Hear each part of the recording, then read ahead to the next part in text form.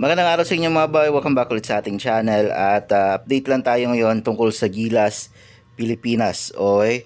So, kung yun yung parang papabalitaan na mga boy, si Benny Boatwright, yung dating import ng SMB, is kinukuha na ngayong bagong naturalized player ng Gilas, Pilipinas. Okay? So, on the process na siya para maging bagong naturalized player ng Gilas, Pilipinas. And dahil nga dyan, maraming usap-usapan na kumakalat regarding dito kay Justin Brownlee at sa Gilas, Pilipinas. Dahil nga sinuha na nga ng Gilas si Benny Boatwright, maraming kumakalat na posibleng ang papalitan na ni Benny itong si Justin Brownlee mga bay, no? Pero nagpayag naman dyan si Team Cone regarding dyan kay pagkuha nila kay Benny Boatwright. Okay? So ayon kay Team Cone, si Justin Brownlee pa rin ang kanilang main import para sa Gilas, Pilipinas hanggat nakakalaro si Justin Brownlee.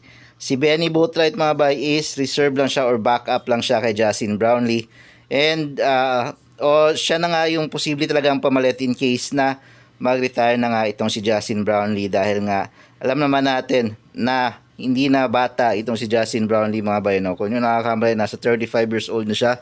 And naglalaro siya ngayon sa Indonesia, okay, para makondisyon yung katawan niya para sa Olympic qualifying tournament niya yung April. Okay, so hindi pa natin alam kung si Justin Brownlee ba talaga yung maglalaro sa Olympic qualifying tournament or si Benny Boatwright.